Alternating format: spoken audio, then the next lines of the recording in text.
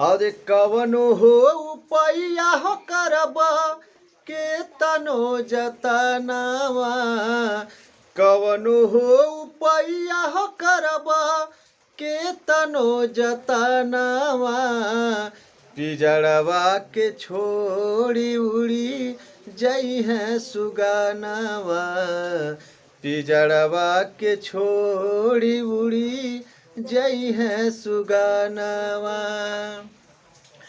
चारू ही धातु से बनलू पिजड़ावा, काटू पिजड़ा सुगना बोले आठुरे पहरवा, चारि गोरे मुदैया माथे सुगना के परनावा, चारि गोरे मुदैया माथे सुगना के परनावा, पिजड़वा के छोड़ी उड़ी जई है सुगनावा, पिजड़वा के छोड़ी उड़ी जई है सुगनावा। तो दोस्तों नमस्कार, आप लोग कैसे हैं और आज का गाना कैसा लगा आप लोगों को कमेंट में ज़रूर लिखिएगा, और हमारे चैनल पर नए हैं तो सब्सक्राइब ज़रूर कर लीजिएगा।